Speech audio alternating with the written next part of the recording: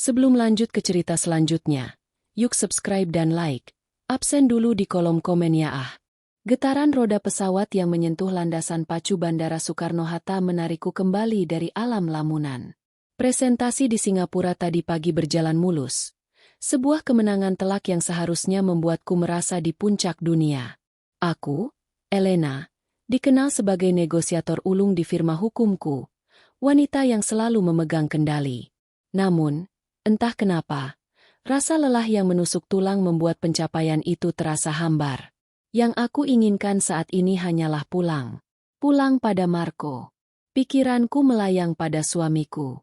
Sudah 3 hari aku pergi. 3 hari yang terasa seperti 3 minggu. Marco, dengan senyumnya yang menenangkan dan kebiasaannya membuatkanku teh jahe sepulang kerja, adalah jangkar dalam hidupku yang penuh badai. Lampu tanda kenakan sabuk pengaman padam. Ding! Aku menyalakan ponselku, masih dalam airplane mode, hanya untuk mengecek jam. Pukul 14.30. Aku tersenyum. Masih sempat menghindari jam pulang kerja neraka di Jakarta. Aku mematikan airplane mode dan bersiap menghadapi banjir notifikasi. Benar saja. Email, pesan WhatsApp grup kantor, notifikasi media sosial. Rutinitas yang membosankan. Aku mulai membalas pesan dari asistenku sambil berjalan menyusuri Garbarata, mengabaikan lautan manusia di sekitarku. Elena, klien dari grup Sinar Mas minta draft kontrak dipercepat. Aku mendesah, mengetik balasan sambil terus berjalan. Beri saya waktu sampai. Langkahku terhenti. Sebuah panggilan masuk. Nomor tak dikenal. Biasanya, akan kuabaikan. Naluri kerjaku menyuruhku untuk menolaknya dan fokus pada email penting. Tapi ada sesuatu, getarannya terasa berbeda. Atau mungkin itu hanya imajinasiku. Halo, Elena di sini. Sapaku. Nada suaraku profesional, sedikit dingin. Hening sejenak di seberang. Hanya ada suara statis yang samar. Selamat siang. Sebuah suara pria yang berat dan datar terdengar. Berbicara dengan Ibu Elena, istri dari Bapak Marco Handoyo. Jantungku berdebar sedikit lebih cepat. Iya, benar. Ini siapa? Kami dari unit gawat darurat Rumah Sakit Harapan, Bu. Duniaku seakan berhenti berputar. Suara pengumuman di bandara, derap langkah orang-orang, tarikan koper, semuanya lenyap. Yang tersisa hanya suara pria itu di telingaku. Ada apa dengan suami saya? Tanyaku. Suaraku nyaris berbisik. Tanganku yang memegang ponsel mulai gemetar. Pria itu berdeham. Terdengar seperti dia sedang membaca dari naskah. Mohon maaf, Ibu. Kami harus mengabarkan bahwa suami Ibu, Bapak Marco Handoyo, baru saja terlibat dalam kecelakaan mobil yang fatal di tol Lingkar Luar. Fatal. Kata itu menggantung di udara, dingin dan tajam. Apa maksudnya fatal? Tidak mungkin. Fatal maksud Anda dia terluka. Suaraku pecah. Ibu, kecelakaannya sangat parah. Tim kami sudah berusaha semaksimal mungkin. Saat ini, jenazahnya sedang dipindahkan ke. Aku tidak mendengar sisanya.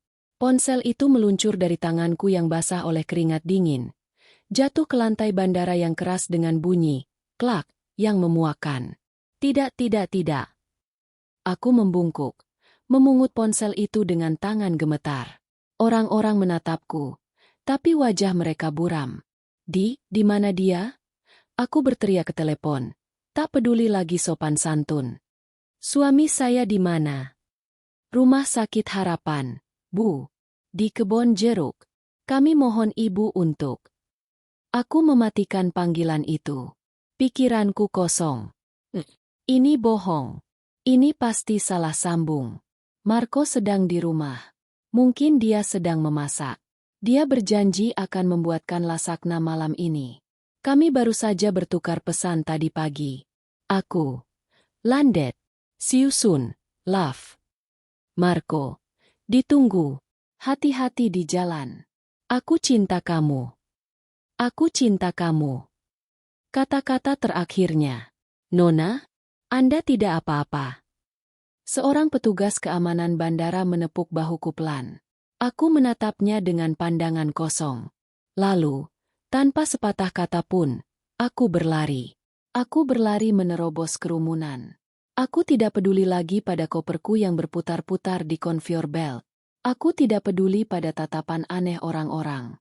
Yang ada di kepalaku hanyalah Rumah Sakit Harapan. Napas memburu. Aku memanggil asistenku. Rina.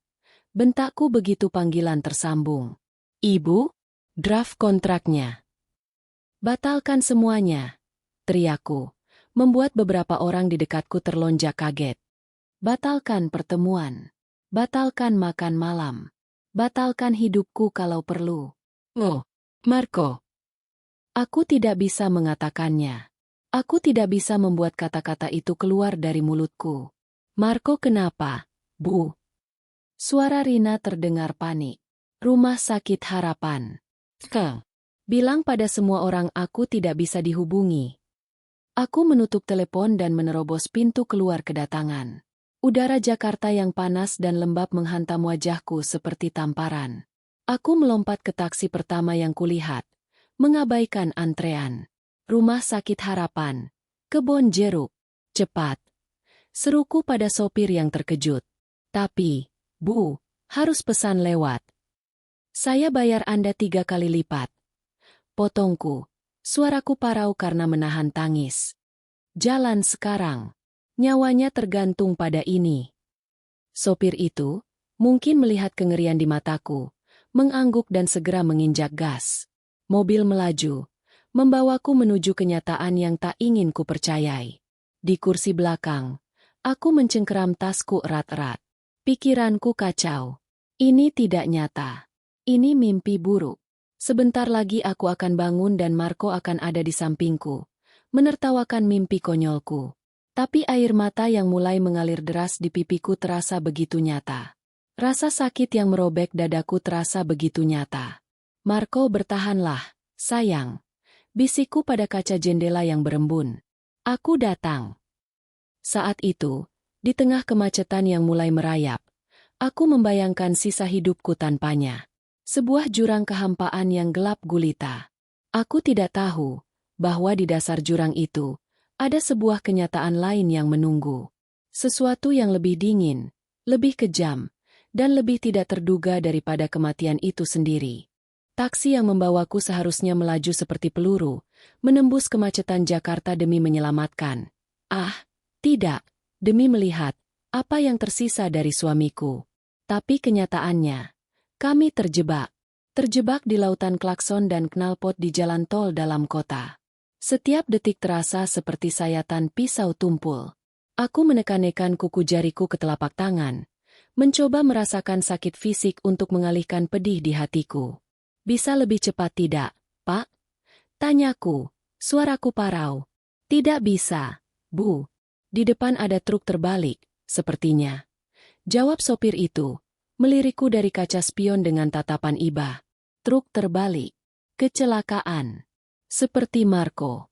Air mata yang tadi sempat terhenti, kini mengancam untuk tumpah lagi.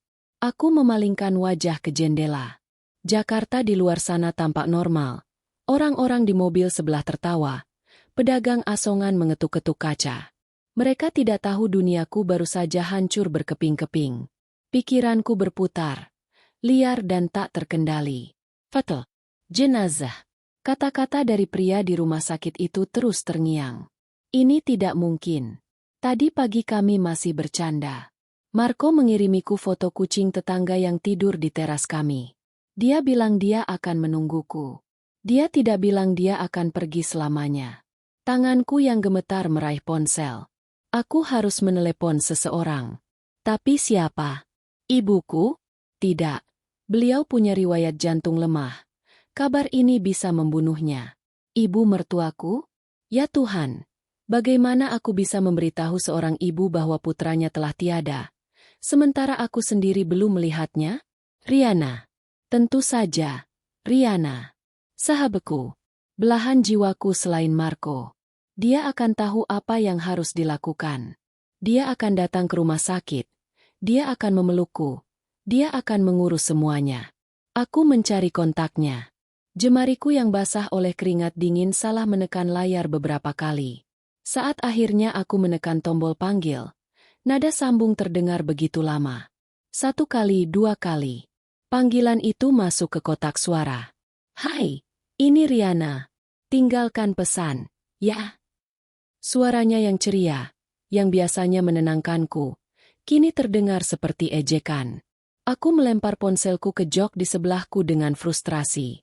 Kenapa di saat aku paling membutuhkannya, tidak ada seorang pun yang bisa dihubungi? Aku membenamkan wajahku di kedua telapak tangan. Isak tangis yang tertahan akhirnya pecah. Aku menangis tanpa suara. Tubuhku terguncang hebat di kursi belakang taksi yang ber-AC terlalu dingin. Aku sendirian. Benar-benar sendirian dalam tragedi ini. Di tengah-tengah isak tangisku, sebuah getaran memecah keheningan. Ponselku di jok sebelah bergetar dan berdering. Layarnya yang menyala memantulkan cahaya di kabin yang remang. Aku meliriknya dengan kesal. Nomor yang tidak kukenal. Tapi di bawahnya ada tulisan. Ban prioritas. Cabang utama. Apalagi sekarang? Aku tidak peduli dengan penawaran KTA, asuransi, atau kenaikan limit kartu kredit. Aku mengabaikannya. Panggilan itu berhenti. Hening. Dering. Ponsel itu berbunyi lagi. Nomor yang sama. Kali ini lebih ngotot. Seseorang di seberang sana benar-benar ingin bicara denganku. Rasa kesalku memuncak. Apa mereka tidak punya data? Apa mereka tidak tahu prioritas klien mereka? Dengan geraman marah, aku menyambar ponsel itu dan menekan tombol jawab. Halo, bentakku. Suaraku serak dan basah. Saya tidak tertarik apapun yang Anda tawarkan. Jangan ganggu saya. Hening sejenak di seberang. Lalu, suara wanita yang tenang dan profesional terdengar. Selamat sore, Ibu Elena Handoyo. Iya. Ada apa? Saya sedang sibuk. Mohon maaf mengganggu waktunya. Ibu Elena, saya Ranti, Personal Relationship Manager Ibu dari Bank Prioritas. Saya menelepon hanya untuk konfirmasi. Konfirmasi apa? Saya tidak melakukan apa-apa. Suara Ranti terdengar ragu sejenak. Maaf, Bu, ini prosedur standar kami. Ada aktivitas yang tidak biasa di rekening Ibu. Kami hanya ingin mengkonfirmasi, apakah Ibu baru saja melakukan penarikan tunai dalam jumlah penuh? Otakku yang dipenuhi kabut duka butuh beberapa detik untuk mencerna kalimat itu. Apa? Penarikan apa? Saya baru mendarat dari Singapura. Saya sedang di taksi. Kartu saya ada di dompet saya. Maksud saya, Ibu pengosongan seluruh saldo, kata Ranti. Kali ini suaranya lebih pelan, seolah takut. Dari rekening tabungan, rekening giro, dan deposito Ibu yang baru saja dicairkan.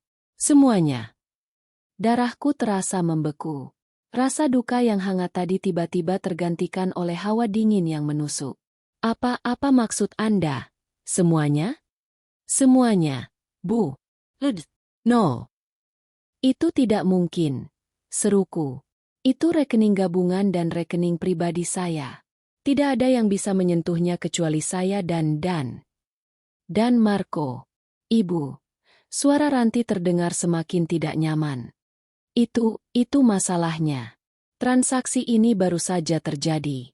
Sekitar 15 menit yang lalu. Di cabang utama kami. Aku memejamkan mata, mencoba menghubungkan titik-titik yang tidak masuk akal. 15 menit yang lalu. Saat aku baru mendarat. Saat panggilan dari rumah sakit itu datang. Pasti ada kesalahan. Desisku. Suami saya. Suami saya. Aku tidak bisa mengatakannya lagi. Air mata mulai menggenang. Suami saya baru saja meninggal dunia. Saya sedang dalam perjalanan ke rumah sakit sekarang. Keheningan total di seberang telepon. Aku bisa mendengar Ranti menahan napas. Ya Tuhan, Ibu. Bisiknya. Nada profesionalnya lenyap. Saya turut berduka cita sedalam-dalamnya. Saya tidak tahu. Jadi Anda lihat, kan? Kataku. Tangisku pecah lagi. Itu tidak mungkin suami saya. Itu pasti penipuan. Blokir semuanya. Tangkap orang itu. Tapi, Ibu. Suara Ranti terdengar gemetar. Transaksi ini sah. Dilakukan secara in-person. Dan otorisasi penarikannya dilakukan oleh suami Ibu, Bapak Marco Handoyo. Aku berhenti bernapas. Apa? Teriakku. Sopir taksi itu sampai terlonjak kaget. Itu tidak mungkin. Kalian gila. Suami saya sudah meninggal. Dia di rumah sakit. Di kamar mayat. Bagaimana mungkin dia ada di bank? Saya tidak tahu, Bu. Ranti terdengar panik. Tapi sistem kami mencatatnya. Tanda tangannya cocok. Verifikasi biometriknya lolos. Dia baru saja keluar dari bank. Saya bahkan melihatnya sekilas di lobi tadi. Dia tampak baik-baik saja. Saya melihatnya sekilas. Dia tampak baik-baik saja. Panggilan dari rumah sakit. Panggilan dari bank. Kematian. Uang. Sesuatu yang sangat busuk. Sangat salah. Sedang terjadi. Kesedihanku lenyap. Menguap dalam sekejap. Berganti dengan sesuatu yang tajam. Dingin. Dan penuh amarah. Pak. Kataku pada sopir taksi. Nadaku datar dan mematikan. Iya, Bu. Putar balik. Bank Prioritas Cabang Utama. Gedung Menara Sentosa. Jalan Sudirman. Tapi, Bu. Rumah Sakit Harapan. Lupakan rumah sakit. Bentakku. Ke bank. Sekarang. Perjalanan menuju bank terasa seperti di dalam ruang hampa. Sopir taksi, yang kini mengerti bahwa ini bukan sekadar urusan biasa, melajukan mobilnya dengan kecepatan tinggi, membelah kemacetan sore hari seolah-olah dia adalah bagian dari rencana pelarianku. Aku duduk kaku di kursi belakang. Aku tidak lagi menangis. Air mataku seakan membeku di sumbernya, digantikan oleh sesuatu yang jauh lebih dingin, adrenalin yang bercampur dengan rasa mual yang pekat. Dua skenario yang mustahil saling bertarung di dalam kepalaku. Keduanya sama-sama merobek kewarasanku. Skenario pertama, Marco meninggal. Suamiku, cinta dalam hidupku, tumpuanku, telah tiada. Seorang pria di RS Harapan mengatakannya. Dia menyebut, fatal, dan jenazah. Rasa sakit dari skenario ini begitu menusuk, begitu dalam, hingga aku nyaris tidak bisa bernapas. Skenario kedua, Marco masih hidup. Dia pergi ke bank. Dia menguras habis seluruh tabungan kami, bukan hanya rekening gabungan, tapi juga rekening pribadiku, dana darurat yang kukumpulkan dari hasil kerjaku sendiri. Dia mengambilnya. Ranti, manajer bankku, mengatakannya. Dia melihatnya sekilas, dan Marco tampak baik-baik saja. Mana yang lebih kuinginkan untuk menjadi kenyataan? Jika skenario pertama benar, aku adalah seorang janda yang berduka. Jika skenario kedua benar, aku adalah korban penipuan paling keji yang dilakukan oleh orang yang paling kucintai. Tidak. Bisikku pada diriku sendiri. Tanganku mencengkeram gagang pintu mobil begitu erat hingga buku-buku jariku memutih. Pasti ada penjelasan ketiga. Ini penipuan. Aku bergumam. Pasti penipuan identitas yang canggih. Seseorang entah bagaimana berhasil meniru Marco. Seseorang membuat KTP palsu, tanda tangan palsu. Seseorang yang mirip dengannya. Ya, itu pasti. Dan komplotannya meneleponku, mengarang cerita tentang kecelakaan fatal itu untuk mengalihkan perhatianku. Mereka tahu aku sedang di pesawat. Mereka tahu aku akan panik dan tidak akan mengecek rekeningku. Rasa lega yang tipis menjalari diriku. Ya. Itu lebih masuk akal. Marcoku tidak mungkin melakukan ini. Dia mencintaiku. Tadi pagi dia bilang begitu. Tapi kemudian, suara Ranti kembali terngiang. Verifikasi biometriknya lolos. Bagaimana mereka memalsukan sidik jarinya? Wajahnya? Dan Ranti. Ranti sudah mengenal Marco. Kami sudah menjadi nasabah prioritas selama 5 tahun. Ranti sering mengurus dokumen kami bersama. Dia tahu wajah suamiku.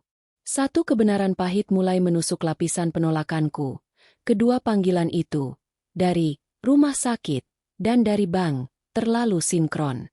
Ini bukan kebetulan. Ini adalah sebuah rencana.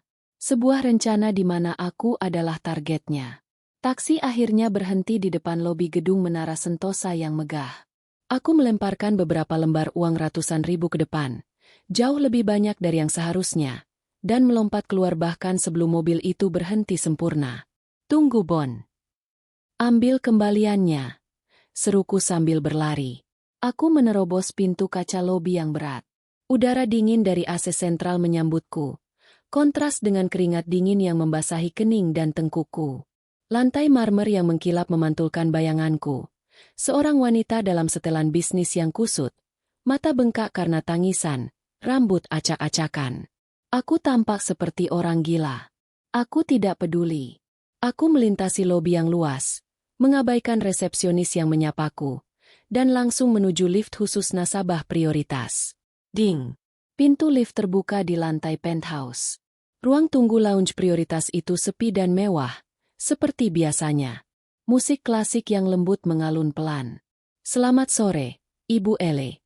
Sapa seorang staf muda di meja depan. Di mana Ranti? Suaraku membelah keheningan ruangan itu. Staf itu terkejut. Pintu ruangan di belakangnya terbuka, dan keluarlah Ranti. Wajahnya pucat pasi. Dia jelas sudah menungguku. Ibu Elena. Sapanya. Suaranya gemetar. Saya turut berduka cita atas kabar yang Ibu sampaikan di telepon tadi. Potong basa-basinya.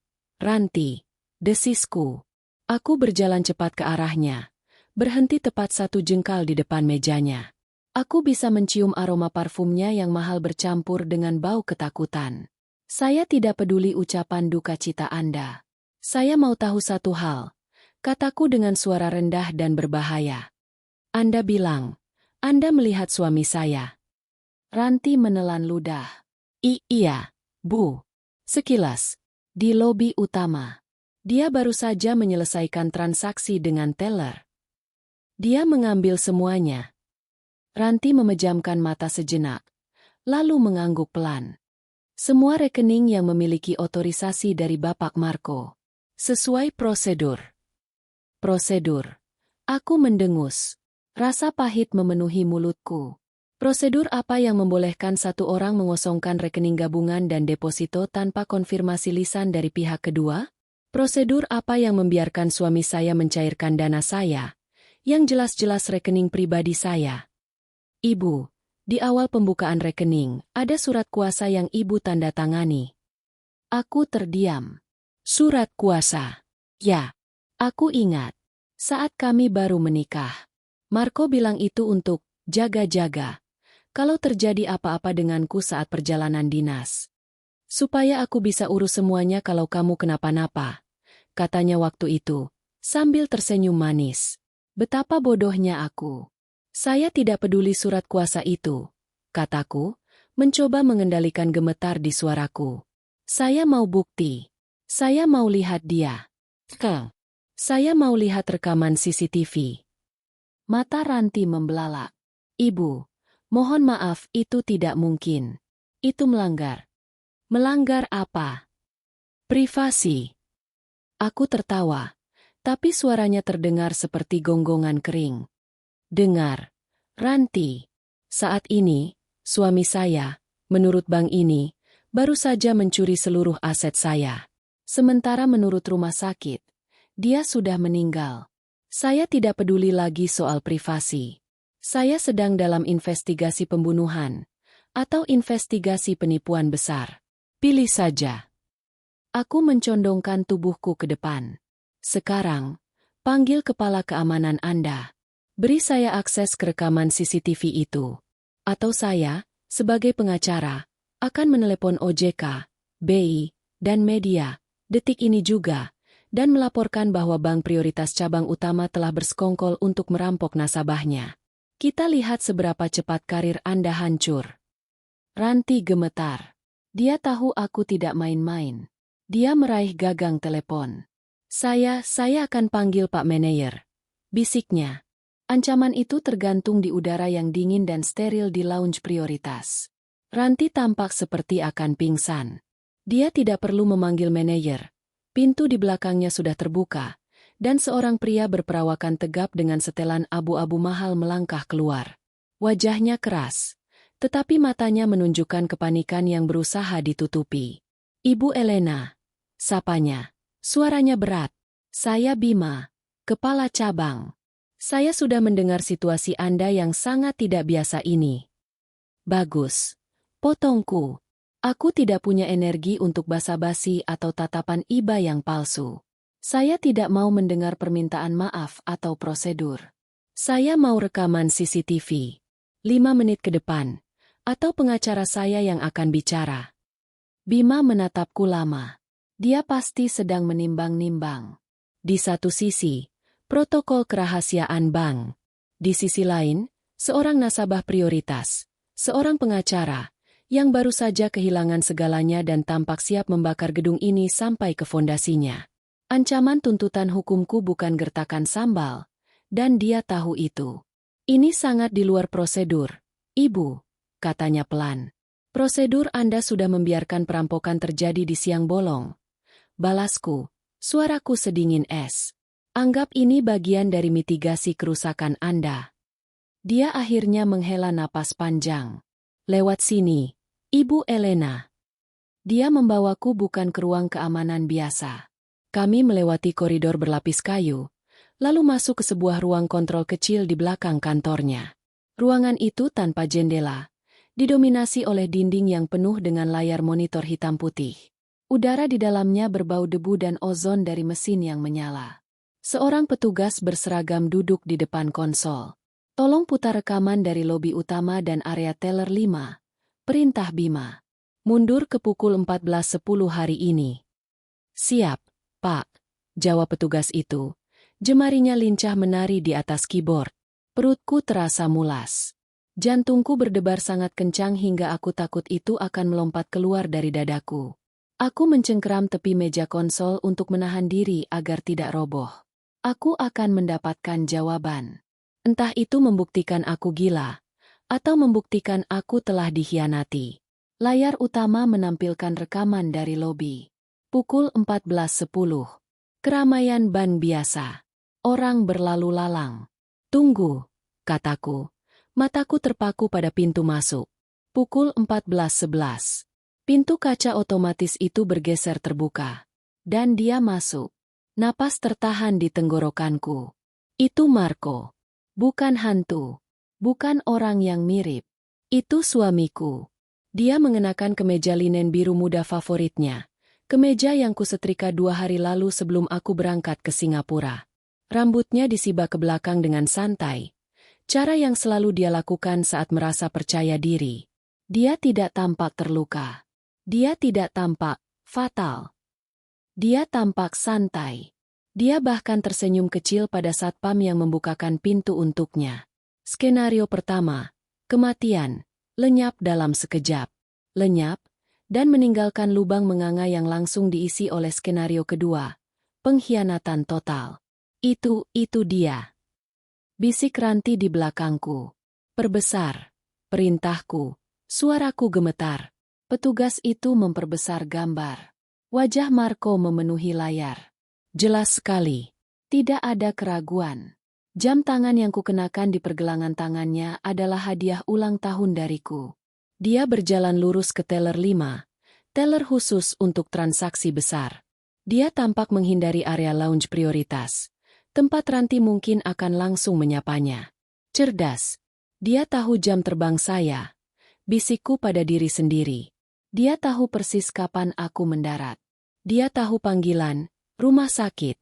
Itu akan masuk tepat saat aku menyalakan ponsel, saat aku paling rentan. Kami melihatnya di teller. Dia menyerahkan dokumen. Teller itu tampak sibuk mengetik. Marco menunggu dengan sabar. Satu tangan dimasukkan ke saku celana chinonya. Tenang sekali. Pria yang akan makan malam lasakna denganku malam ini. Pria yang baru tadi pagi bilang, "Aku cinta kamu." Setelah beberapa menit, teller itu mengangguk. Marco menandatangani beberapa lembar kertas. Lalu, teller itu menghilang dan kembali dengan tas duffel hitam besar.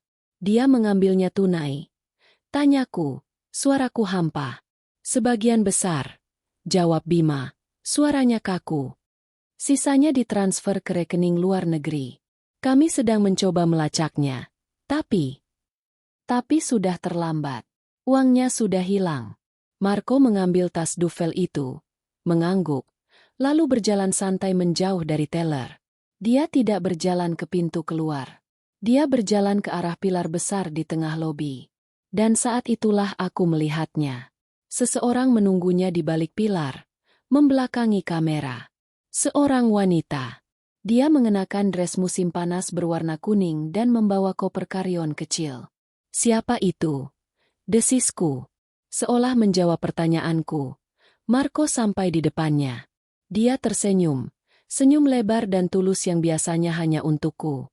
Wanita itu tertawa, lalu berbalik menghadap Marco, dan wajahnya kini terlihat jelas oleh kamera keamanan lain dari sudut yang berbeda.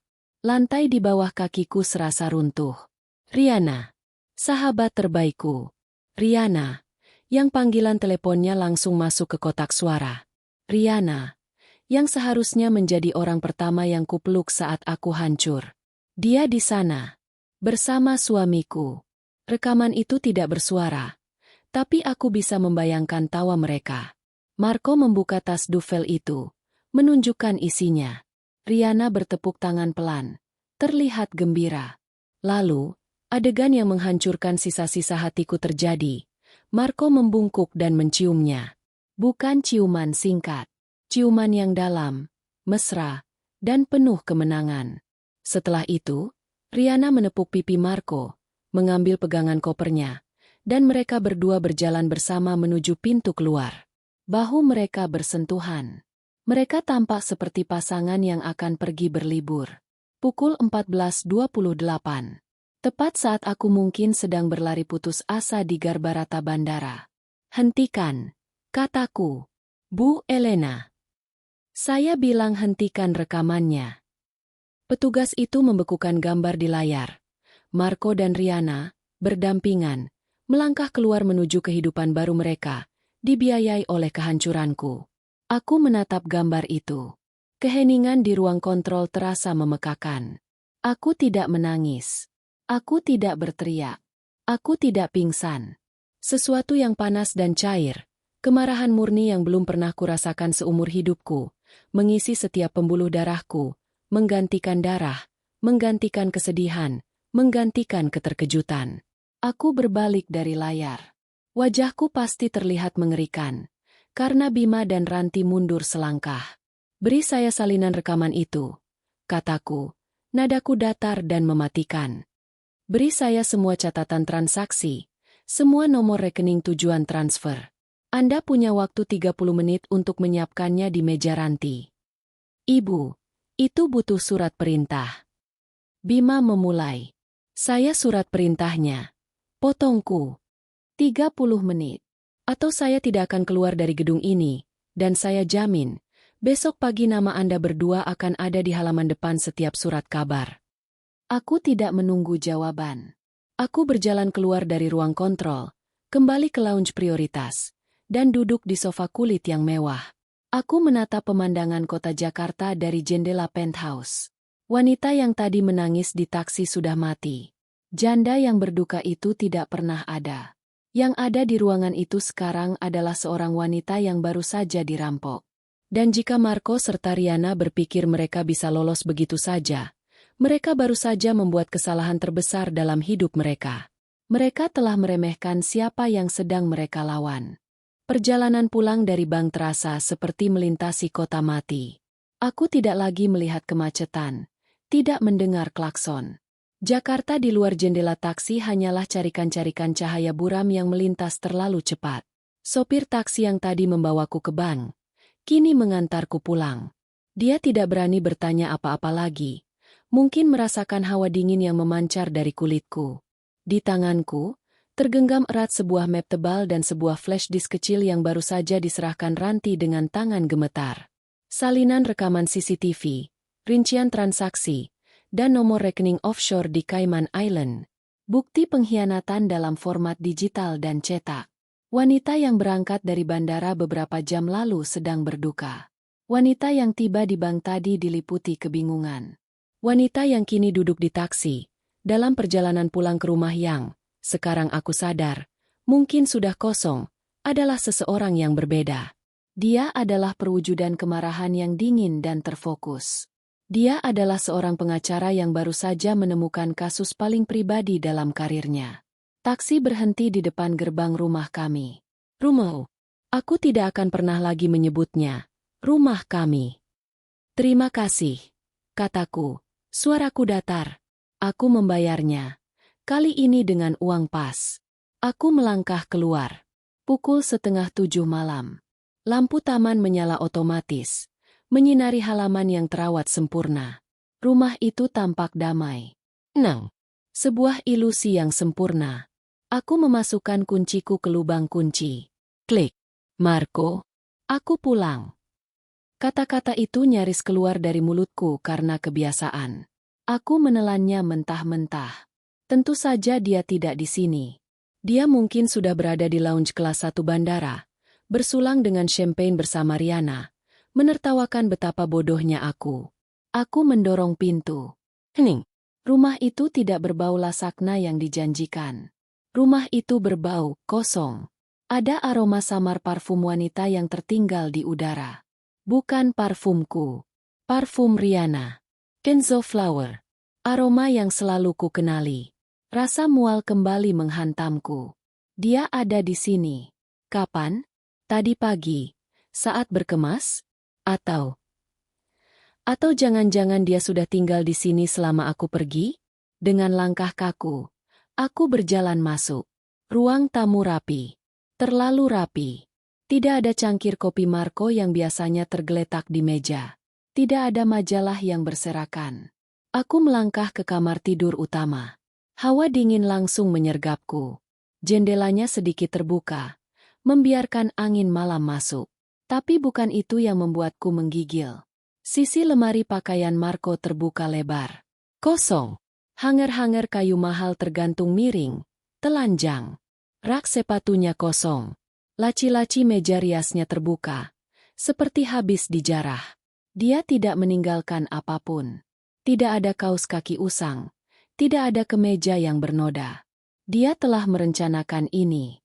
Dia mengemas barang-barangnya dengan rapi. Ini bukan pelarian impulsif. Ini adalah evakuasi yang diperhitungkan. Lalu, mataku tertuju pada meja nakas di sisi tempat tidurku. Ada sesuatu di sana. Sebuah kotak bludru biru tua. Jantungku berdebar.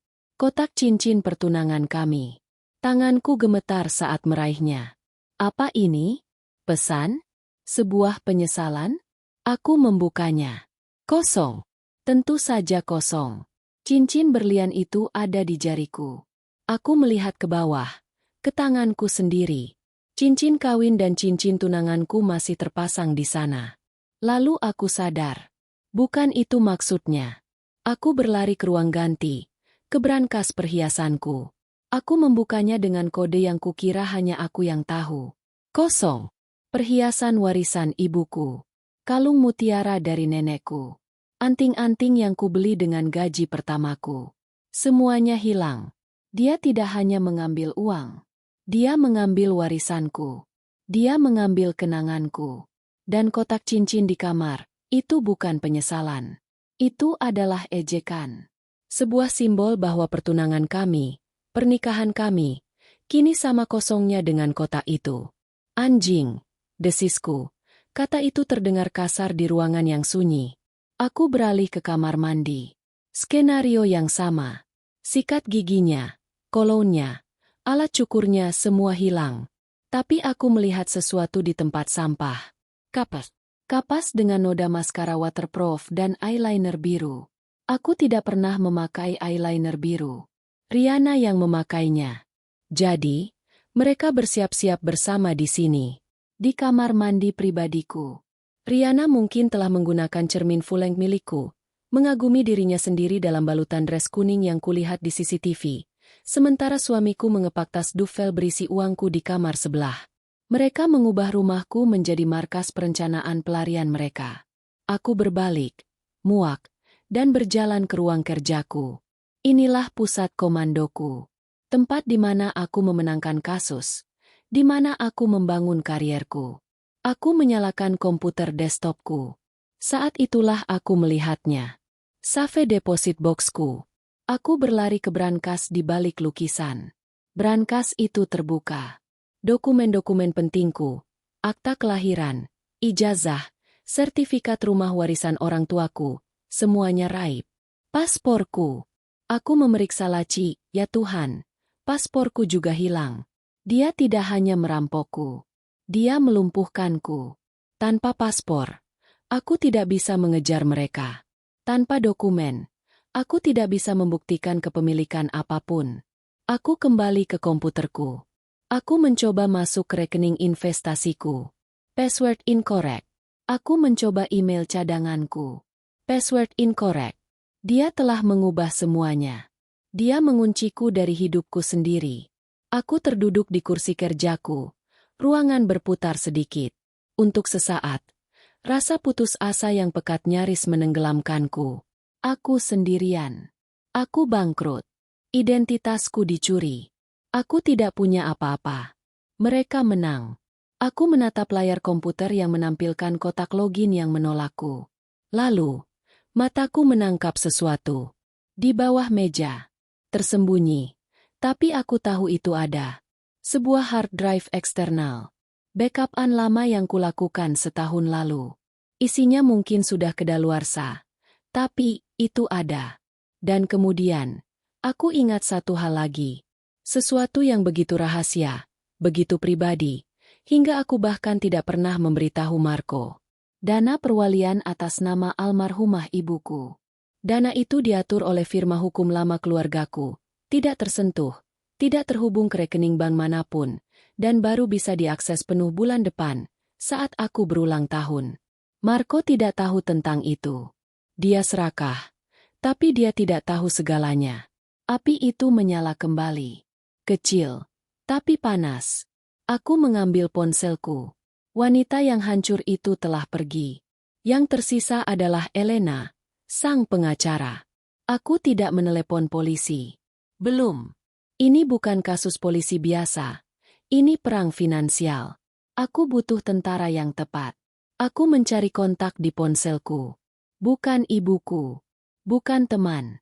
Halo, David? Sapaku saat panggilan itu diangkat. Suaraku kini tenang, dingin, dan sangat jelas. Elena? Malam-malam? Kukira kau masih di Singapura. Aku kembali. David. Dengar, aku punya kasus baru untuk firma kita. Pro bono untukku. Tapi akan ada sukses fee yang sangat besar. Ini melibatkan penipuan lintas batas, pencucian uang, dan pencurian identitas. Ya Tuhan, Elena, klien siapa yang kau dapatkan? Aku menatap pantulanku di layar komputer yang gelap. Mataku bengkak, tapi tatapanku tajam seperti baja. Kliennya adalah aku. Keheningan di ujung telepon berlangsung selama 3 detik. 3 detik yang terasa seperti 1 jam. David, partnerku di firma hukum, adalah pria yang tidak mudah dikejutkan. Dia terbiasa menangani sengketa perusahaan bernilai triliunan dan perceraian paling kotor di kalangan elit Jakarta. Ulangi lagi, katanya akhirnya. Suaranya yang biasanya tenang kini terdengar tegang. Kliennya adalah aku, David. Kataku, suaraku setenang baja. Suamiku, Marco, memalsukan kematiannya sendiri pagi ini. Saat aku panik dalam perjalanan dari bandara ke rumah sakit, dia menguras bersih semua rekeningku, termasuk rekening pribadiku dan dana darurat firma yang kupegang. Dia tidak sendiri. Dia bersama Riana. Hening lagi.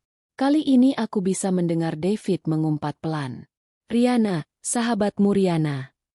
Sahabatku Riana. Aku membenarkan.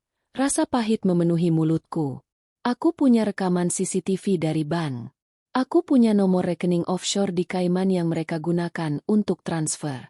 Aku punya bukti penipuan, pencucian uang, dan pencurian identitas. Tapi aku tidak punya paspor. Dia mengambilnya. Dia mengambil semua dokumen pentingku. Ya Tuhan, Elena. Aku tidak butuh simpati, David. Potongku. Aku butuh otakmu. Aku butuh firma kita. Aku sedang dalam perjalanan ke kantor sekarang. Aku butuh ruang konferensi utama, tim forensik digital terbaik kita, dan kopi paling pekat yang bisa kau temukan. Anggap ini kasus Red Code. Elena, ini pribadi. Kau yakin bisa? Pribadi. Aku tertawa sinis. Ini sudah melewati batas pribadi. David, ini adalah deklarasi perang finansial. Dia tidak hanya mengambil uangku. Dia mengambil namaku. Dia mengambil warisanku. Dia mencoba melumpuhkanku. Dia salah besar. Aku akan di kantor dalam 30 menit. Aku menutup telepon sebelum dia bisa berdebat. Aku kembali ke ruang kerjaku, mengambil hard drive cadangan lama, map tebal dari bank, dan laptop kerjaku. Aku melirik ke sekeliling rumah yang dingin dan kosong itu untuk terakhir kalinya. Rumah ini bukan lagi rumahku. Ini adalah TKP, tempat kejadian perkara. Dan aku akan mengumpulkan setiap helai bukti dari tempat ini. 40 menit kemudian, aku melangkah masuk ke lobi firma hukum kami. Pratama, David, Lara. Lara itu adalah aku, Elena Arisanti. Namaku ada di dinding marmer itu. Marco dan Riana telah merampok seorang wanita yang namanya terukir di salah satu firma hukum paling kuat di kota ini. David sudah menungguku di ruang konferensi utama. Ruangan itu bermandikan cahaya. Whiteboard kaca masih bersih, dan aroma kopi kental menguar di udara. Dua anggota tim forensik terbaik kami, Andre dan Sinta, sudah duduk di depan laptop mereka. Wajah mereka serius. Oke, kataku sambil meletakkan map dan flash disk di atas meja. Selamat malam. Maaf mengganggu istirahat kalian. Kalian akan bekerja untukku malam ini. Aku memaparkan semuanya. Tanpa air mata. Tanpa emosi. Aku menyajikannya seperti aku menyajikan kasus di pengadilan. Panggilan telepon dari rumah sakit. Panggilan dari Ranti. Rekaman CCTV. Lemari yang kosong. Parfum Riana. Dokumen yang hilang. Saat rekaman CCTV dari bangku putar di layar besar ruang konferensi, keheningan di ruangan itu terasa berat. Andre mengumpat pelan saat adegan ciuman Marco dan Riana terpampang jelas. Target, kataku, membekukan gambar di wajah mereka. Marco Handoyo dan Riana Puspita. Aset yang dicuri, diperkirakan 32 miliar rupiah tunai dan transfer, ditambah perhiasan dan aset tak bergerak senilai 15 miliar. David bersiul pelan. Dia membersihkanmu, Elena. Dia mencoba. Koreksiku. Sekarang, ini rencananya. Aku beralih ke Whiteboard. Prioritas pertama, mengamankan apa yang tersisa. David, aku butuh kau hubungi Pak Haryono di firma hukum Sutejo besok pagi pukul 7. Dia pengelola dana perwalian ibuku. Pastikan dana itu dibekukan dari segala jenis akses kecuali dariku secara langsung, tatap muka, dengan verifikasi biometrik baru. Marco tidak tahu tentang dana itu, dan aku ingin tetap seperti itu. David mengangguk, mencatat. Prioritas kedua, melumpuhkan pergerakan mereka. Andre, aku butuh kau lacak alamat IP dari email samaran yang dia gunakan untuk mengubah semua passwordku. Aku tahu dia pasti melakukannya. Aku juga butuh kau hubungi kontakmu di imigrasi. Laporkan pasporku hilang dicuri. Aku mau namaku, dan terutama nama Marco, ditandai di setiap sistem. Jika dia mencoba menggunakan identitasnya yang asli dimanapun, kita akan tahu. Andre mengangguk. Bisa dilakukan, Bu. Prioritas ketiga, memburu. Kataku, nadaku berubah. David, aku mau kau sewa detektif swasta terbaik. Bukan yang biasa kau pakai untuk kasus perceraian. Aku mau mantan intelijen. Seseorang yang bisa melacak jejak digital di dark web. Seseorang yang punya mata di luar negeri. Seseorang yang tidak takut kotor. Aku tahu satu orang, kata David pelan. Namanya, Bara. Mahal. Dan dia tidak menerima klien biasa.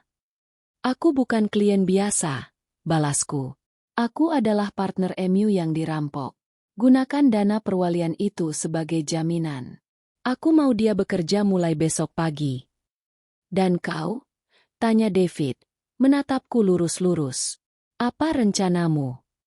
Aku mengambil flash disk berisi rekaman CCTV itu.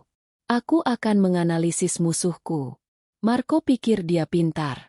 Panggilan, kematian, itu adalah sentuhan yang dramatis. Tapi itu juga kesalahan terbesarnya. Itu menunjukkan level perencanaan mereka. Itu menunjukkan mereka rela melakukan apa saja. Dan itu memberiku sesuatu yang tidak mereka miliki. Apa itu? Tanya Sinta, anggota tim IT. Motif, kataku. Mereka tidak hanya melarikan diri. Mereka ingin menghancurkanku. Mereka ingin aku menderita, mengira dia mati, baru kemudian menyadari aku bangkrut. Itu kejam. Dan kekejaman adalah kelemahan. Orang yang kejam selalu meremehkan lawannya. Aku kembali ke Witeboard dan menulis. Kepulauan Kaiman. Ini adalah jejak pertama mereka, kataku.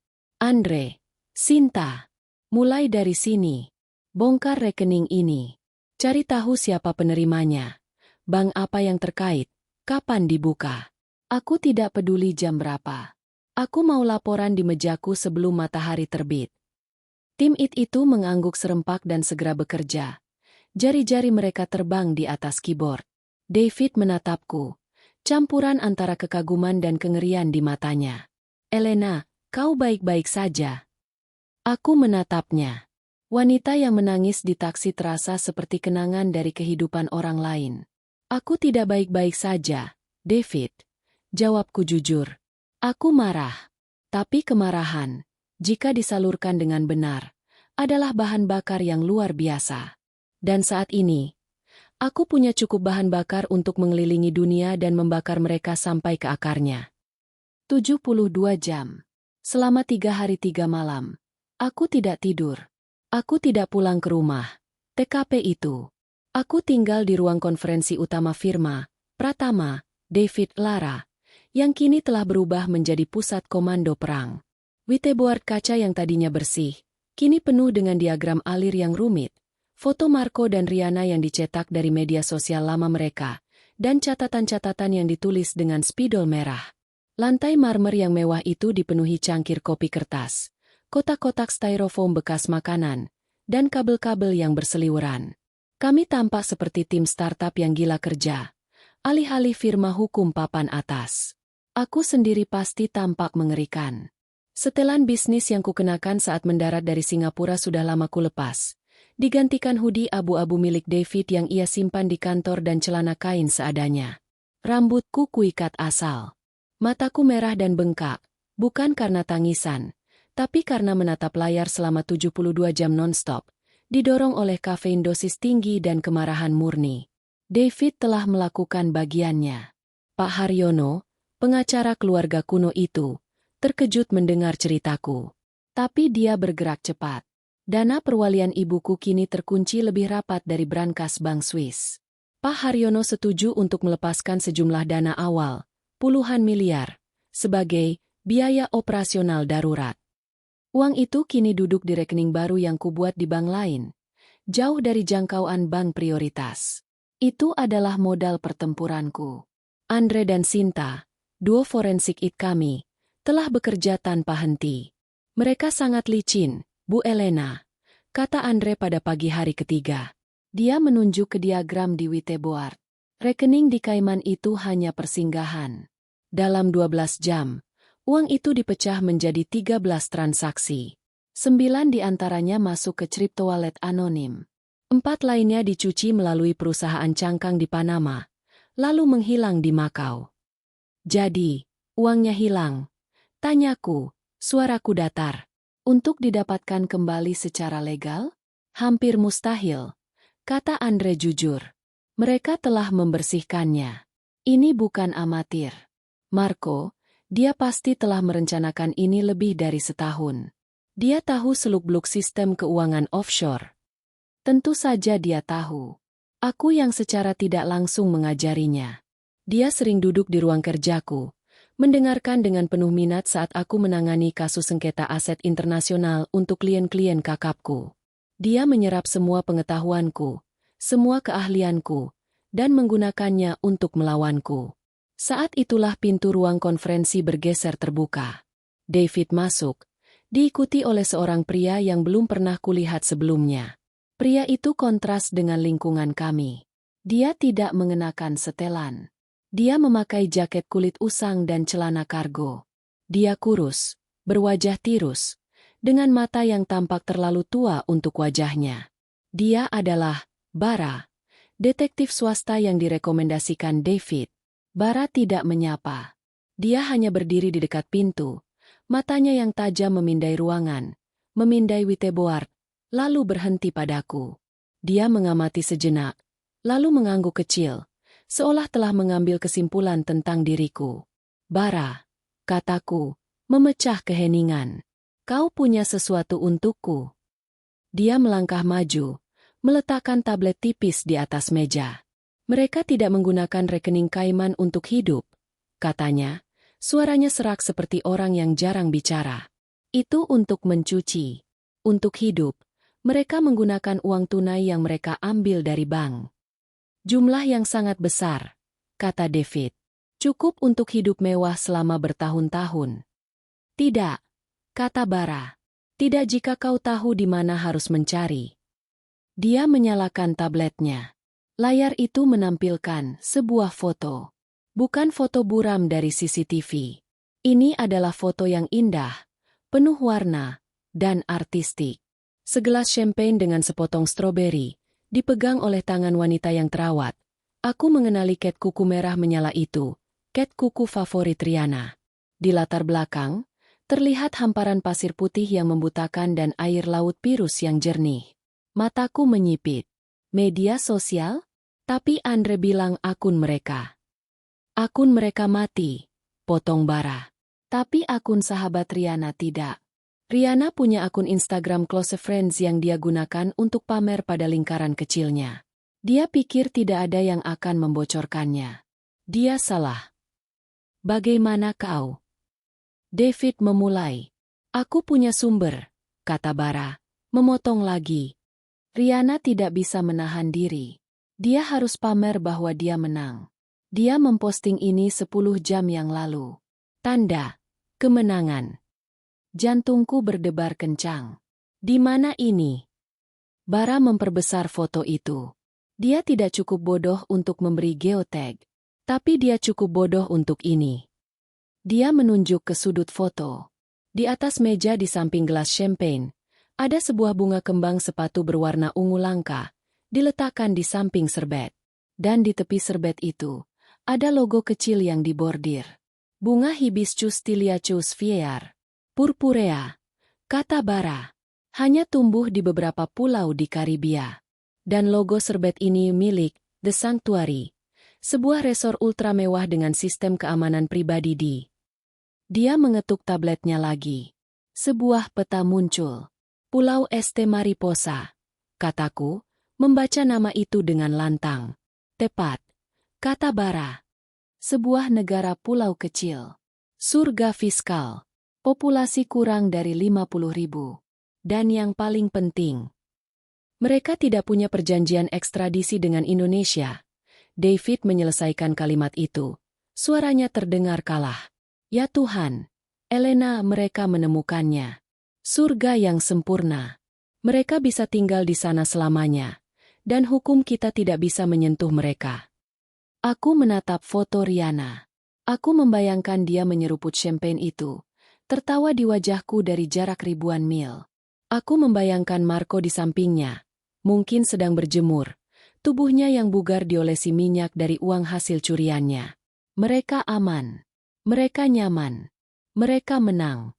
Tidak, kata kaku pelan. David menatapku. Elena, dengar. Kita bisa bekukan aset. Aset apa? David? Uangnya sudah dicuci. Kita tidak bisa menyentuh mereka dengan hukum. Lalu apa? Tanya David. Aku berdiri. Aku berjalan ke jendela, menatap gedung-gedung Jakarta. Untuk pertama kalinya dalam 72 jam, aku merasakan sesuatu selain kemarahan. Aku merasakan kejelasan. Mereka salah perhitungan, kataku. Mereka pikir aku akan menggunakan hukum. Mereka pikir aku akan mengirim polisi. Mereka lupa siapa aku. Aku berbalik menghadap Bara. Kau bilang resor itu punya sistem keamanan pribadi? Bara mengangguk. Tembok tinggi. Penjaga bersenjata. Tamu mereka adalah miliarder, oligarki, dan penjahat kelas atas yang mencari privasi. Sempurna, kataku. Elena, apa yang kau pikirkan? Tanya David, cemas. Aku mengambil ponsel baruku, ponsel bersih yang dibelikan Sinta. Aku menelepon Pak Haryono. Pak Haryono, ini Elena. Sapaku saat panggilan tersambung. Saya butuh sisa dana perwalian itu. Semuanya. Ya, saya tahu. Tidak. Ini bukan lagi tentang mendapatkan uang saya kembali. Aku menutup telepon dan menatap timku. Marco dan Riana pergi ke surga untuk menghindari hukum. Mereka lupa, kataku, senyum tipis yang dingin tersungging di bibirku, bahwa di surga seperti itu, hukum tidak berlaku. Yang berlaku adalah uang. Dan aku baru saja mendapatkan lebih banyak uang daripada yang mereka curi. Andre, cari tahu semua tentang sistem keamanan resor itu. David, siapkan dokumen legal palsu untukku. Bara, cari aku tim terbaik yang bisa dibeli dengan uang. Tim yang bisa masuk ke tempat yang tidak bisa dijangkau polisi. Bara menatapku lama. Lalu dia tersenyum. Senyum pertama yang kulihat darinya. Itu bukan senyum yang ramah. Saya kenal beberapa orang, katanya. 2 minggu telah berlalu. Pusat komando perangku telah pindah. Bukan lagi di ruang konferensi firma, tempat yang terlalu terekspos. Kini, aku beroperasi dari sebuah servicet apartemen mewah di lantai 60 sebuah gedung pencakar langit lain di Sudirman. Tempat ini disewa atas nama salah satu perusahaan klien David. Tidak terhubung dengan namaku sama sekali. Tempat ini steril, modern, dan memiliki pemandangan kota yang memusingkan. Pemandangan yang sama dengan yang kulihat dari penthouse bank prioritas. Tapi kini, aku melihatnya dari posisi yang lebih tinggi. Aku bukan lagi wanita berhudi yang panik. Berkat David dan Pak Haryono, aku punya identitas baru. Paspor diplomatik darurat. Salah satu keuntungan memiliki firma hukum yang menangani kasus-kasus pemerintah, telah diurus. Aku punya akses penuh ke dana perwalian ibuku, dan jumlahnya, setelah dikonversi, membuat modal pertempuranku jauh melampaui apa yang Marco curi.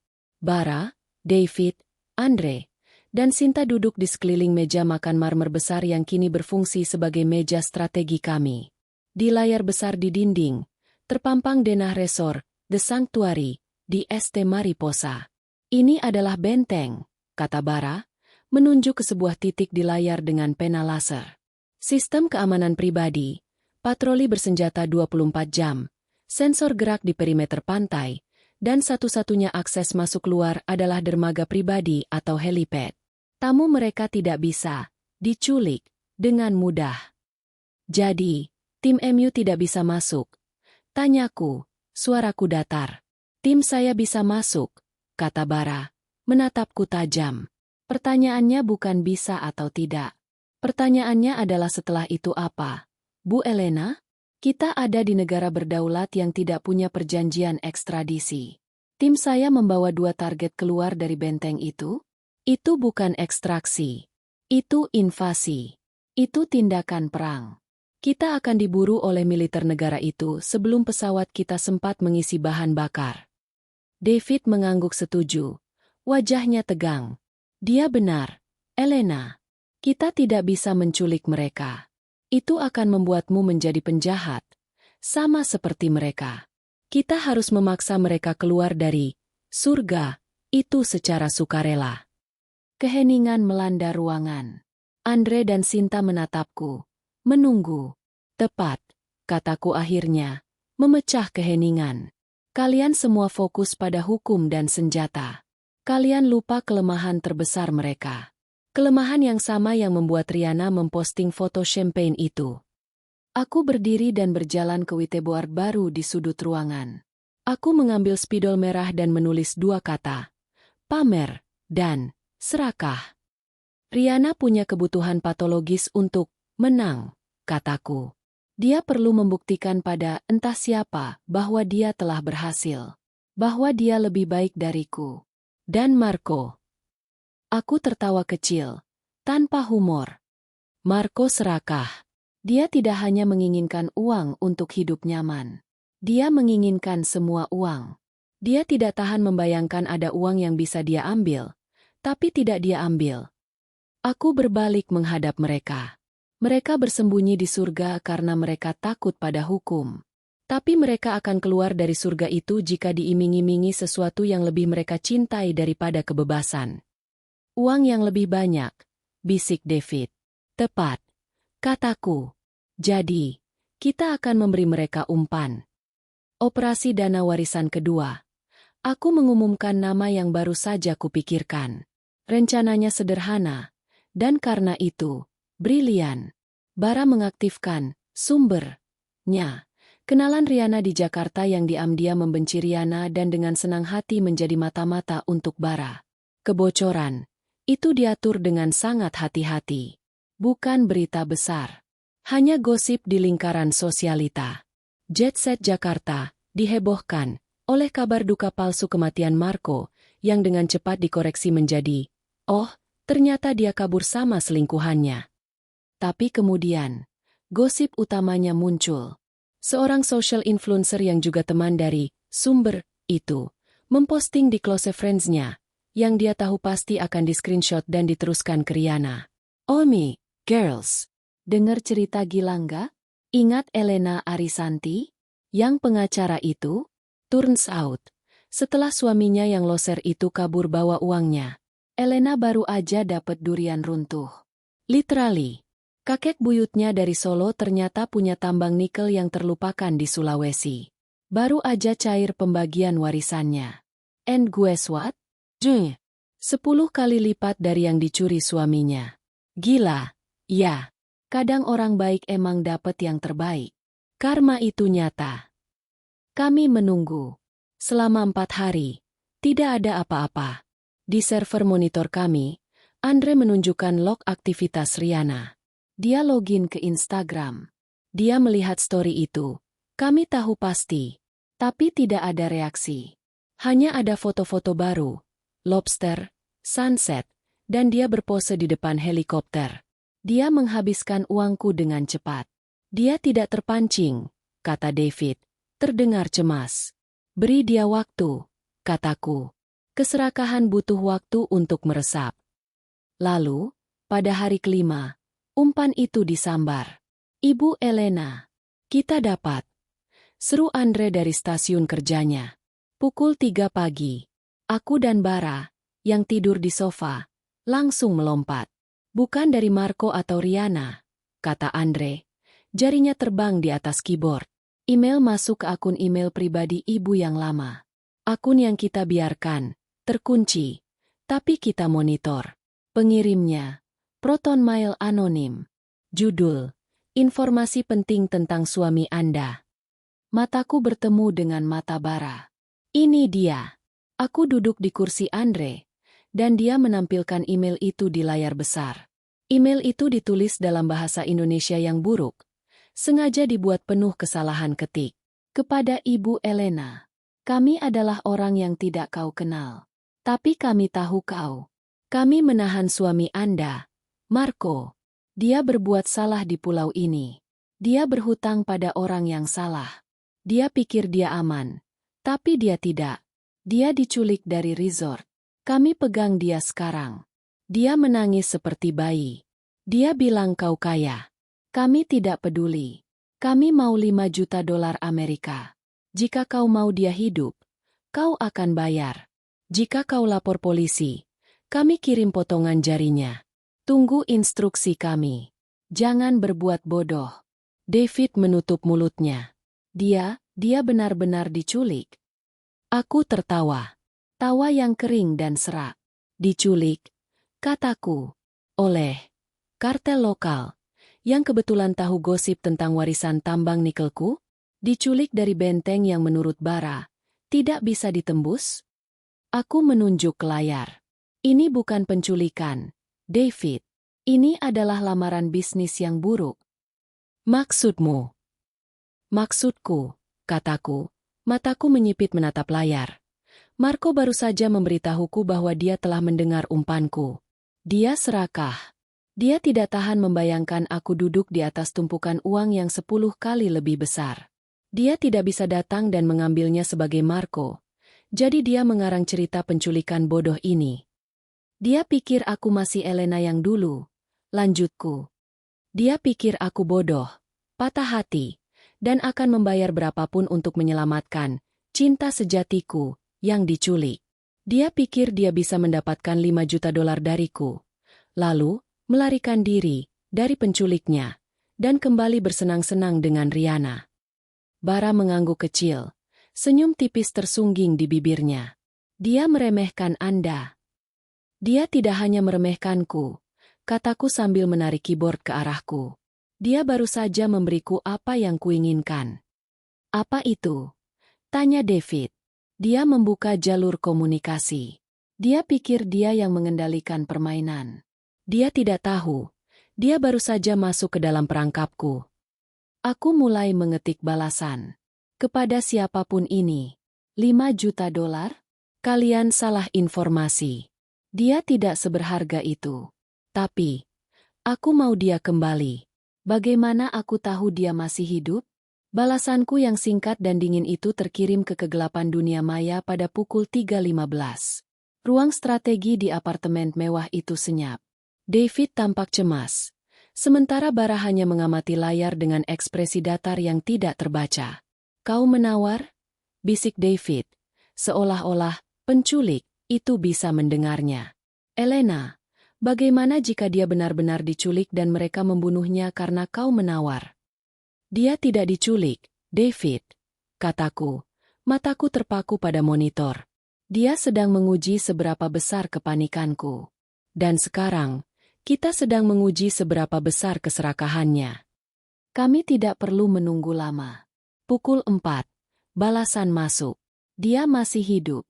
Kau beruntung kami baik. Kami tidak mau main-main. Kau punya uang 10x lipat. Kami tahu. Gosip di negaramu cepat. 5 juta dolar adalah harga yang kecil untuk suami. Ini buktinya. Kami tunggu kabar di mana uangnya. Di bawah pesan itu, terlampir sebuah foto. Andre segera memindahkannya ke sandbox aman dan membukanya di layar besar. Itu Marco. Dia difoto di ruangan yang tampak gelap, seperti gudang. Dia terduduk di kursi, dengan lakban di mulutnya dan zip tie palsu di pergelangan tangannya. Aku tahu itu palsu, ikatannya terlalu longgar. Ada lebam ungu jelek di pipinya. Jelas sekali riasan teater yang buruk. Di tangannya yang terikat, dia memegang sebuah koran lokal. Perbesar korannya. Perintahku. Andre memperbesar gambar. Judulnya ST Mariposa Gazette. Dan tanggalnya, tanggal hari ini. Dan IP-nya. Tanyaku. Dia tidak bodoh. Gumam Andre. Jarinya menari.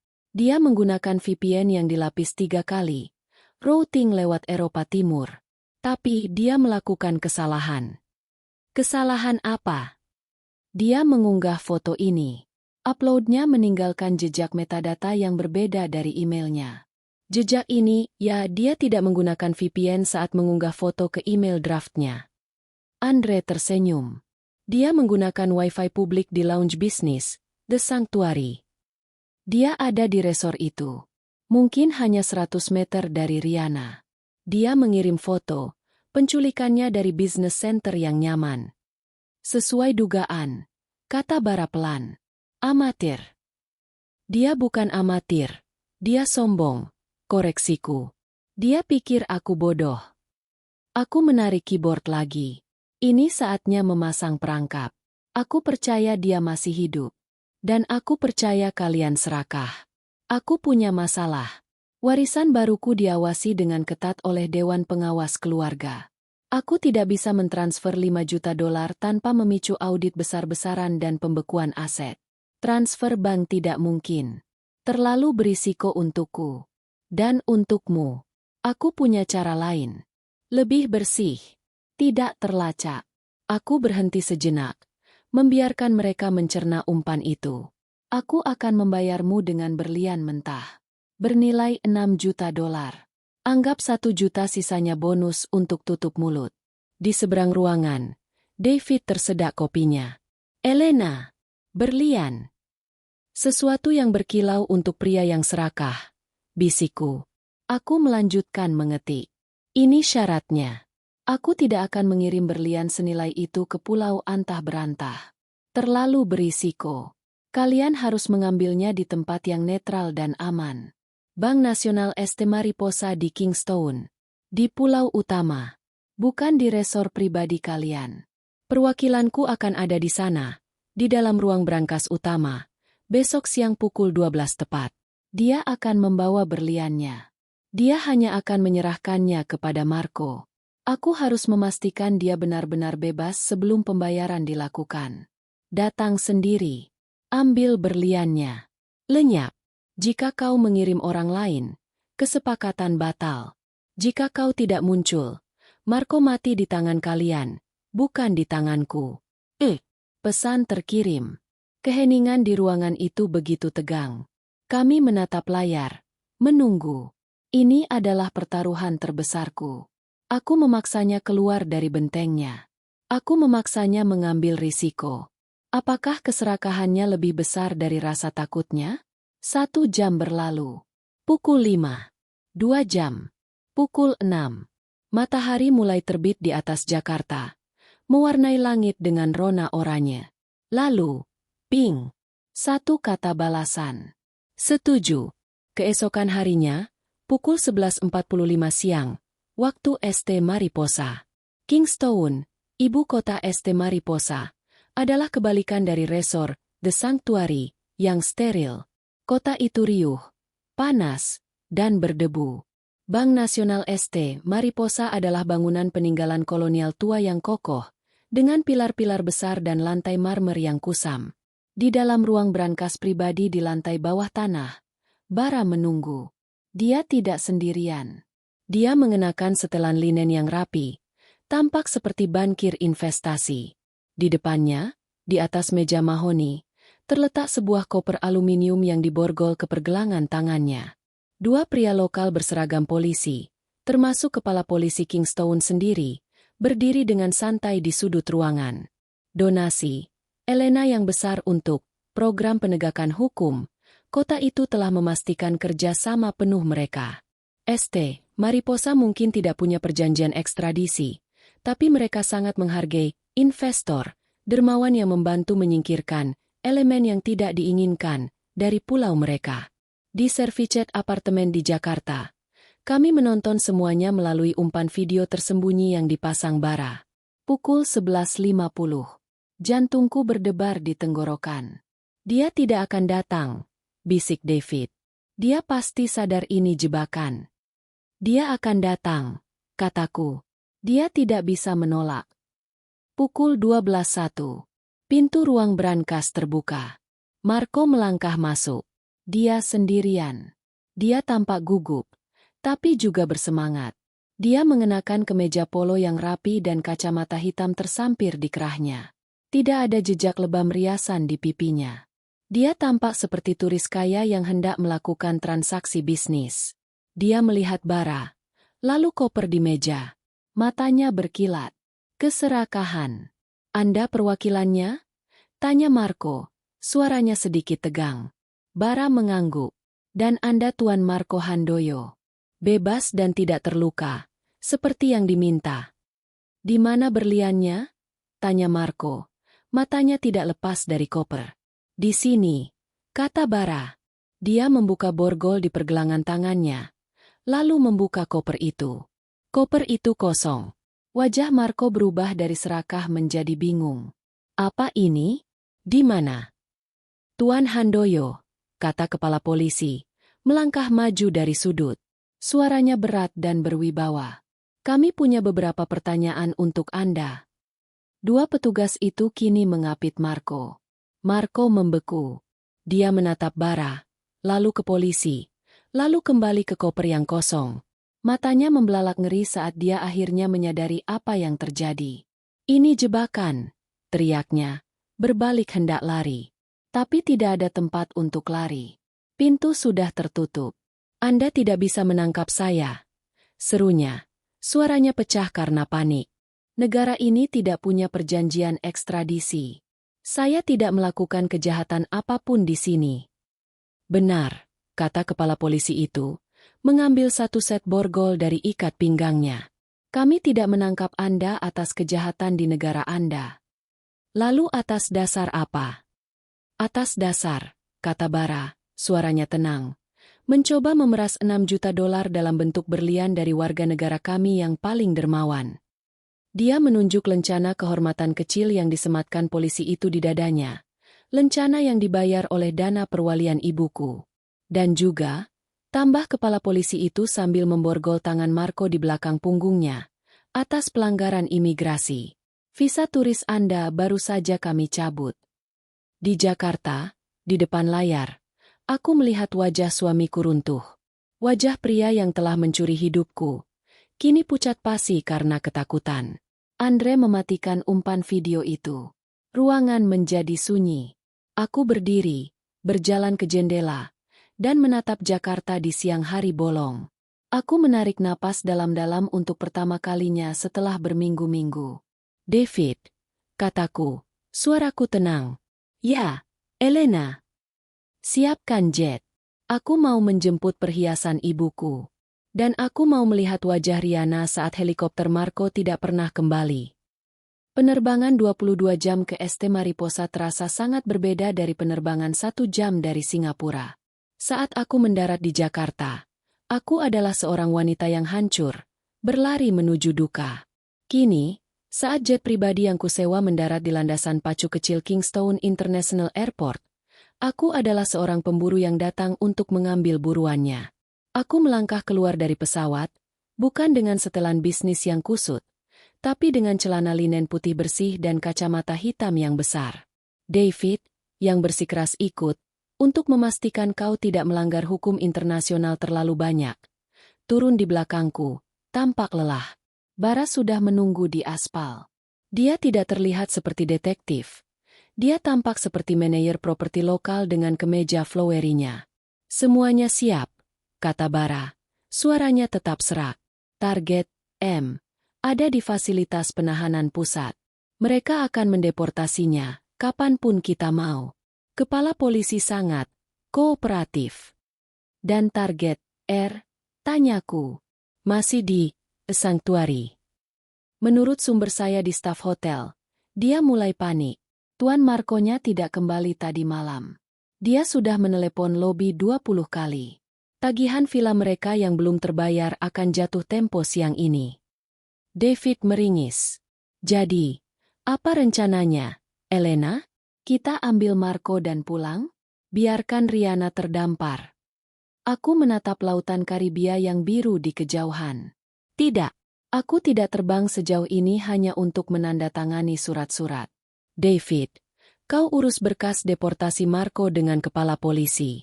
Pastikan dia diterbangkan kembali ke Jakarta dengan tangan kosong dan diborgol. Lalu kau? Tanya David, cemas. Aku tersenyum dingin di balik kacamata hitamku. Aku sudah membayar mahal untuk liburan ini. Aku mau mengunjungi The Sanctuary. Aku mau lihat pemandangan yang ada di foto Riana. 1 jam kemudian, sebuah helikopter sewaan, dibayar lunas dari dana perwalianku, mendarat di helipad The Sanctuary. Saat aku melangkah turun, seorang manajer resor yang berkeringat menyambutku dengan senyum kaku. Selamat datang di The Sanctuary, Nyonya. Elena, kataku. Saya di sini untuk menemui salah satu tamu Anda. Riana Puspita. Di villa nomor berapa dia? Manajer itu tampak ragu. Maaf, Nyonya, privasi tamu.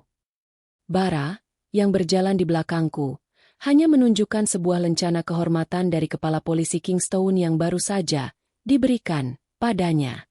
Urusan kepolisian, kata Baradatar. Wajah manajer itu langsung pucat. Tentu saja. Villa 12. Di atas bukit. Tapi, Nyonya ada sedikit masalah dengan tagihannya. Aku tahu, kataku. Jangan khawatir. Aku akan menyelesaikannya.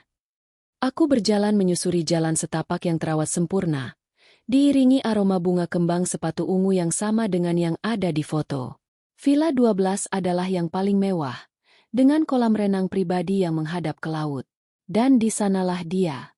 Riana sedang berada di tepi kolam, mengenakan bikini yang harganya mungkin puluhan juta, yang dibeli dengan uangku. Dia tidak terlihat glamor seperti di fotonya. Dia tampak kacau. Dia mondar-mandir, memegang ponselnya, rambutnya acak-acakan. Dia sedang berteriak pada seseorang di telepon. Apa maksudmu kartu kreditnya ditolak? Coba lagi. Dia menjerit. Dia melihatku mendekat. Untuk sesaat, dia membeku. Mungkin dia pikir aku adalah staf hotel. Lalu, dia mengenaliku. Wajahnya berubah, dari panik menjadi bingung, lalu menjadi ketakutan murni. Elena? Desisnya. Suaranya tidak percaya. Apa? Apa yang kau lakukan di sini? Bagaimana kau? Halo, Riana. Sapaku, suaraku ringan, seolah kami bertemu di mal. Aku melepas kacamata hitamku agar dia bisa melihat mataku. Tempat yang indah. Aku mengerti kenapa kalian memilihnya. Sangat privat. Di mana Marco? Tanyanya. Suaranya tiba-tiba tajam. Apa yang kau lakukan? Kau mengikuti kami. Aku tertawa. Tawa yang tulus. Mengikuti kalian? Riana. Sayang, aku yang mengundang kalian keluar dari sini. Atau lebih tepatnya, aku mengundang Marco. Kebingungan di wajahnya sangat memuaskan. Email, penculikan, itu, aku menjelaskan. Ide yang cukup bodoh. Tapi umpan 10 kali lipat warisan tambang nikel? Itu brilian, kan? Mata Riana membelalak saat kepingan-kepingan itu jatuh ke tempatnya. Itu kau? Gosip itu. Kau yang menyebarnya. Tentu saja, kataku. Marco terlalu serakah untuk menolaknya. Dan kau terlalu bodoh untuk tidak memamerkannya. Aku menunjuk ke bunga kembang sepatu di meja. Petunjuk yang bagus. Omong-omong. Di mana Marco? Dia menjerit lagi. Marco, kataku, sambil memeriksa kuku jariku yang baru saja kumanikur di pesawat. Saat ini sedang duduk di sel tahanan di Kingstown. Dia ditangkap karena mencoba memeras $6 juta dariku. Dan juga, visanya dicabut. Dia akan segera dideportasi kembali ke Indonesia, di mana tuntutan penipuan dan pencucian uang sudah menantinya. Riana terduduk di kursi jemur. Seluruh warna hilang dari wajahnya. Tidak, kau bohong. Aku tidak perlu berbohong lagi, Riana. Tidak seperti kalian berdua. Aku melangkah lebih dekat. Kau tahu apa bagian terbaiknya? Uang yang kalian curi sudah hilang di Makau dan Crypto. Hampir mustahil untukku dapatkan kembali secara legal. Jadi, aku mengangkat bahu. Aku biarkan saja. Anggap saja itu biaya untuk mengeluarkan sampah. Kau. Dan kau, lanjutku. Kau punya masalah yang lebih besar. Resor ini, tagihannya sekitar 5 miliar rupiah untuk seminggu ini. Marco tidak akan membayarnya. Rekeningmu di Kaiman sudah dibekukan oleh David, partnerku, atas dugaan konspirasi. Dan visa turismu ya. Kurasa visamu terikat dengan investor utamamu, Marco. Aku mencondongkan tubuh. Suaraku kini hanya bisikan. Kau terdampar, Riana. Di pulau antah berantah. Tanpa uang. Tanpa teman. Dan sebentar lagi, manajer hotel itu akan datang untuk menagih. Aku ingin tahu, apa yang akan mereka lakukan pada tamu yang tidak bisa membayar di surga yang tidak punya hukum ini?